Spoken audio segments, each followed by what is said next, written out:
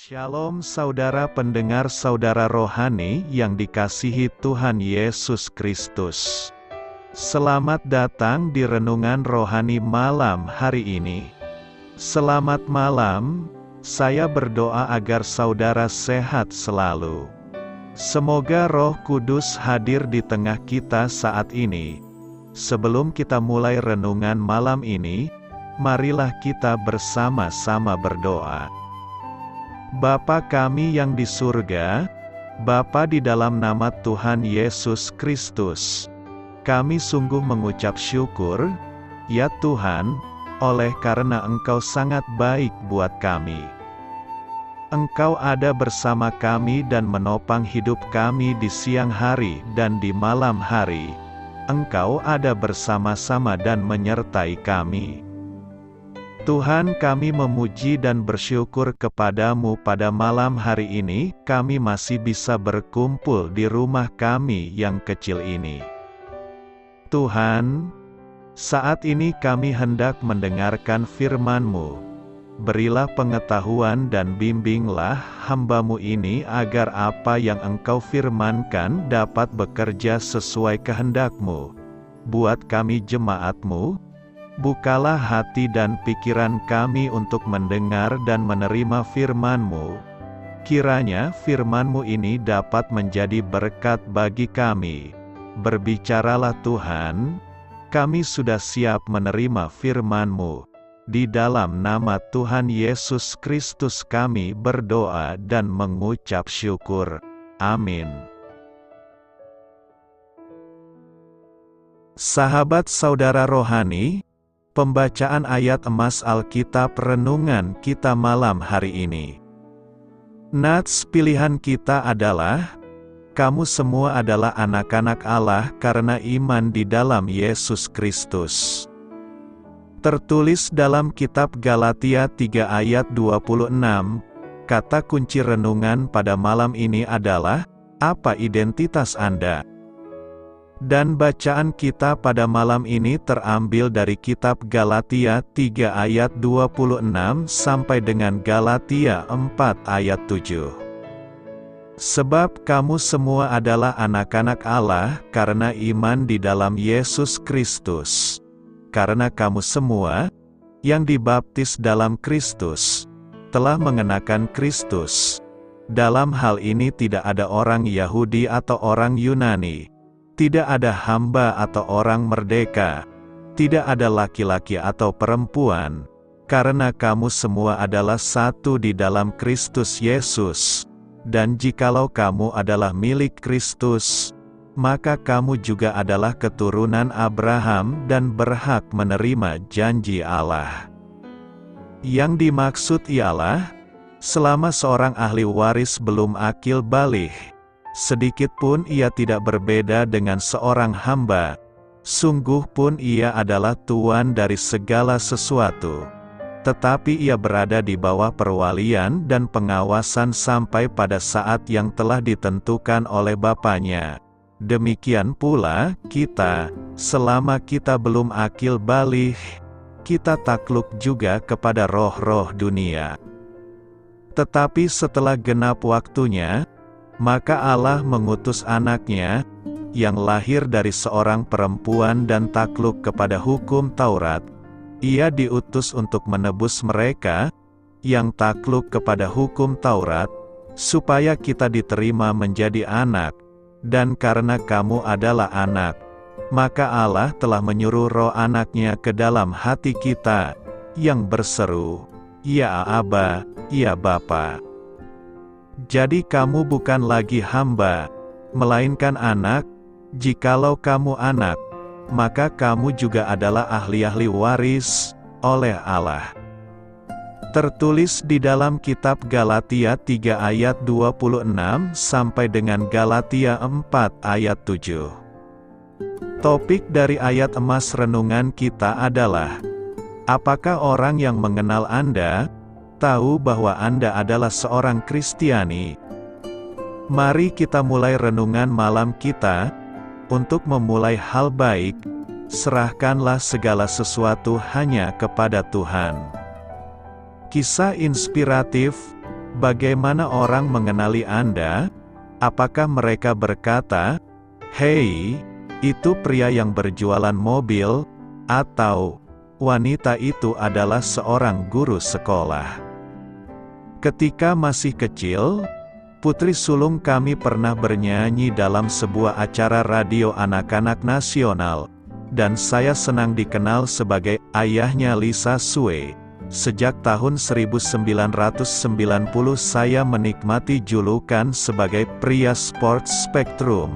Karena saya bekerja di majalah itu, kita semua memiliki julukan sederhana yang digunakan orang lain untuk mengenali kita. Yesus bertanya kepada murid-muridnya, kata orang, "Siapakah aku ini?" Markus 8 ayat 27. Sebagian orang mengira Yesus adalah Elia atau nabi lain. Namun mereka yang sudah sangat mengenal Yesus berkata, "Engkau adalah Mesias." Itu adalah sebutan yang tepat untuk juru selamat dunia. Anda dipanggil oleh orang-orang yang sudah sangat mengenal Anda. Apakah mereka berkata, "Kelihatan sekali kalau ia pengikut Yesus"? Panggilan itu tergantung pada bagaimana cara Anda berbicara dengan orang lain, cara Anda memperlakukan keluarga, dan cara hidup Anda. Rasul Paulus mengatakan bahwa kita semua adalah anak-anak Allah karena iman di dalam Yesus Kristus. Pengenalan yang intim dengan Allah Bapa seharusnya dapat terlihat dengan sendirinya oleh para teman dan kenalan kita. Mereka yang memiliki hubungan yang akrab dengan Yesus mengetahui bahwa Dia adalah Sang Juru Selamat. Apakah orang-orang yang dekat dengan kita mengetahui bahwa kita adalah milik-Nya? Apakah kita semua itu anak-anak Allah, atau hanya orang-orang Kristen saja? Jelas dalam Alkitab dinyatakan bahwa semua orang itu ciptaan Allah. Namun hanya mereka yang sudah terlahir kembali yang disebut anak-anak Allah. Dalam Alkitab, mereka yang terhilang tidak pernah disebut sebagai anak-anak Allah. Efesus 2 ayat 3 memberitahu bahwa sebelum seseorang diselamatkan, pada dasarnya kami adalah orang-orang yang harus dimurkai. Roma 9 ayat 8 menyatakan bahwa bukan anak-anak menurut daging adalah anak-anak Allah. Bukannya dilahirkan sebagai anak-anak Allah. Kita malah dilahirkan dalam dosa, yang memisahkan kita dari Allah dan membuat kita berpihak dengan iblis, yang adalah musuh Allah. Yesus berkata, "Jikalau Allah adalah Bapamu, kamu akan mengasihi aku, sebab aku keluar dan datang dari Allah. Dan aku datang bukan atas kehendakku sendiri, melainkan Dialah yang mengutus aku." Beberapa ayat kemudian, dalam Yohanes 8 ayat 44, Yesus memberitahu orang-orang Farisi bahwa iblislah yang menjadi bapamu dan kamu ingin melakukan keinginan-keinginan bapamu. Fakta bahwa mereka yang belum diselamatkan bukan anak-anak Allah juga dapat dilihat dalam 1 Yohanes 3 ayat 10. Inilah tandanya anak-anak Allah dan anak-anak iblis. Setiap orang yang tidak berbuat kebenaran, tidak berasal dari Allah, demikian juga barang siapa yang tidak mengasihi saudaranya. Kita menjadi anak-anak Allah ketika kita diselamatkan karena kita diangkat menjadi keluarga Allah melalui hubungan dengan Yesus Kristus. Ini dapat dilihat dengan jelas dalam ayat-ayat seperti Roma 8 ayat 14-17. Semua orang yang dipimpin Roh Allah adalah anak Allah. Sebab kamu tidak menerima roh perbudakan yang membuat kamu menjadi takut lagi, tetapi kamu telah menerima roh yang menjadikan kamu anak Allah. Oleh roh itu kita berseru, "Ya Aba, ya Bapa." Roh itu bersaksi bersama-sama dengan roh kita, bahwa kita adalah anak-anak Allah. Dan jika kita adalah anak, maka kita juga adalah ahli waris. Maksudnya orang-orang yang berhak menerima janji-janji Allah, yang akan menerimanya bersama-sama dengan Kristus, yaitu jika kita menderita bersama-sama dengan Dia, supaya kita juga dipermuliakan bersama-sama dengan Dia. Mereka yang diselamatkan itu, anak-anak Allah karena iman di dalam Yesus Kristus. Karena Allah telah menentukan kita dari semula oleh Yesus Kristus untuk menjadi anak-anak-Nya, sesuai dengan kerelaan kehendak-Nya. Kita ini anak-anak Allah. Galatia 3 ayat 26 berkata, "Sebab kamu semua adalah anak-anak Allah karena iman di dalam Yesus Kristus." Umat percaya disebut menjadi anak-anak Allah. Sebutan ini bukan berarti Allah beranak, tetapi setiap orang yang percaya kepada Allah diangkatnya menjadi anak-anak-Nya. Artinya, umat percaya itu dimasukkan menjadi bagian dari keluarga Allah. Setiap dari kita yang telah diterima dalam keluarga Allah mungkin akan mengatakan bahwa penerimaan tersebut merupakan peristiwa terindah dalam hidup kita. Ketika mempercayai Kristus sebagai juru selamat kita, kita menjadi anak-anak Allah, dan Dia menjadi Bapa surgawi kita. Alkitab memberikan kepastian kepada kita. Kamu semua adalah anak-anak Allah, karena iman di dalam Yesus Kristus. Sebagai anak yang diadopsi ke dalam keluarga Allah, kita mempunyai saudara-saudara seiman, saudara laki-laki dan perempuan di dalam Kristus, dan kita semua mendapat bagian dalam warisan yang kekal. Lebih dari itu, Roh Yesus mendiami hati kita dan memampukan kita untuk berdoa dalam nama Aba, Bapa, bagaikan seorang anak yang memanggil ayahnya, Papa. Ada beberapa keuntungan saat kita menjadi anak-anak Allah. Pertama, saat kita menjadi anak-anak Allah, maka Bapa di surga tahu apa yang menjadi kebutuhan kita. Sebesar, sekecil, serumit apapun yang kita perlukan, Bapa kita yang di surga tahu apa yang kita perlukan. Sesama kita belum tentu mengetahui apa yang kita perlukan, tapi Bapa di surga mengetahuinya. Jadi jangan takut, jangan khawatir, serahkan semuanya ke dalam tangan Tuhan karena Bapa kita tahu apa yang kita perlukan.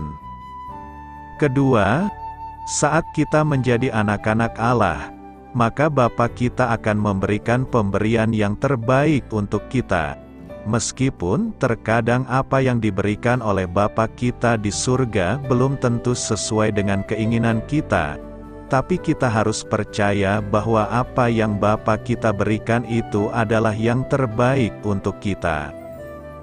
Ketiga, saat kita menjadi anak-anak Allah, maka kita berhak untuk menjadi ahli waris kerajaan surga dan kita berhak untuk menerima janji-janji Allah. Dalam Alkitab ada kurang lebih 5.000 janji Allah, dan itu semua akan digenapi dalam hidup kita karena kita berhak untuk menerimanya. Ada beberapa hal yang harus kita perhatikan saat kita menjadi anak-anak Allah, yakni: pertama, saat kita menjadi anak-anak Allah dan ketika kita melakukan suatu kesalahan, maka Tuhan akan menegur kita. Jangan pernah bosan dengan teguran Tuhan. Saat Tuhan menegur kita, maka kita harus bersuka cita karena saat Tuhan menegur kita itu tandanya Tuhan sangat sayang kepada kita.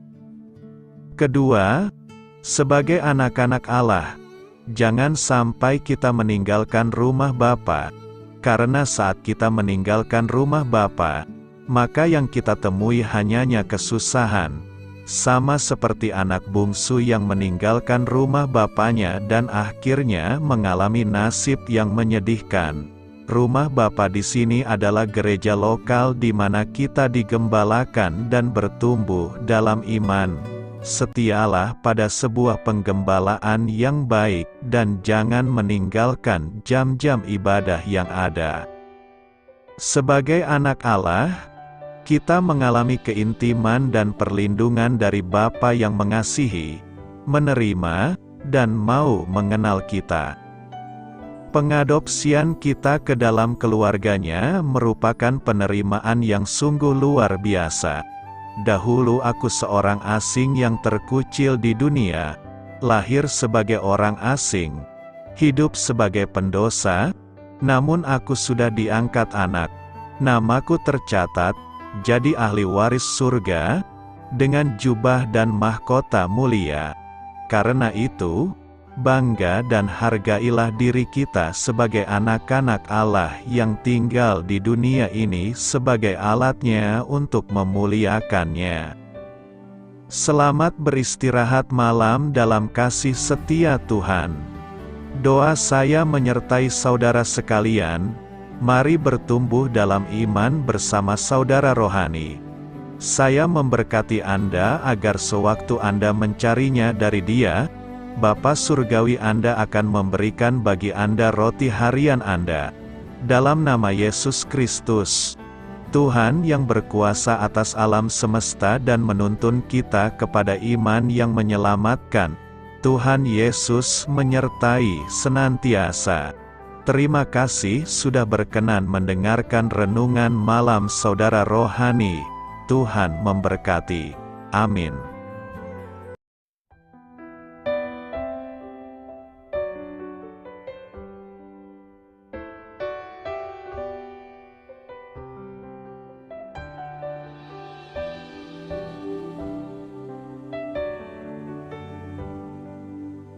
Marilah kita renungkan, sahabat saudara rohani, demikianlah renungan firman Tuhan malam hari ini. Semoga menjadi berkat di dalam hidup kita dan menjadikan kita pribadi yang lebih baik. Sebelum kita beristirahat pada malam hari ini, marilah kita berdoa. Bapa kami yang di surga, Bapa di dalam nama Tuhan Yesus Kristus, kami sungguh mengucap syukur, ya Tuhan, oleh karena Engkau sangat baik buat kami. Engkau ada bersama kami dan menopang hidup kami di siang hari dan di malam hari.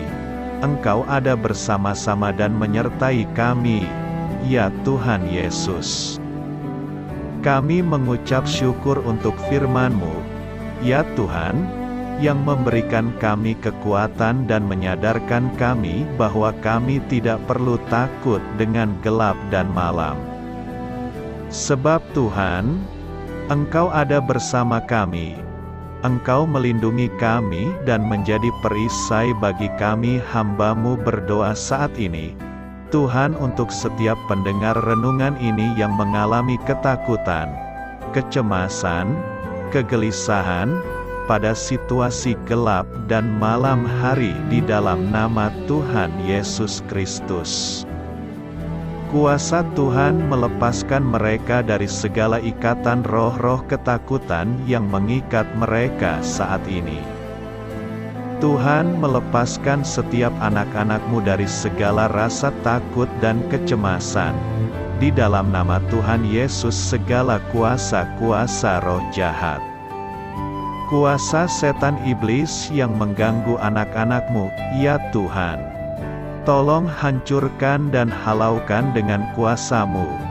Dalam nama Tuhan Yesus Kristus, berkati setiap kami anak-anak-Mu, ya Tuhan, dan lindungilah kami aman di dalam Engkau. Ya Tuhan, penuhilah setiap hati kami dengan keberanian, damai sejahtera, dan sukacita serta ketenangan yang dari Tuhan. Berkati kami di malam hari ini, saat kami tidur dan beristirahat. Kuasa-Mu, ya Tuhan, menaungi setiap kami, memberkati dan melindungi kami. Bangunkanlah kami kembali besok pagi dengan kekuatan yang baru. Tubuh yang sehat diberkati Tuhan dan berkat-berkat yang baru, Tuhan sediakan bagi kami. Terima kasih, ya Tuhan, kami sungguh mengucap syukur untuk firman-Mu yang menguatkan kami. Dalam nama Tuhan Yesus Kristus Juru Selamat kami, Bapa kami yang baik, kami mengucap syukur dan berdoa haleluya. Amin.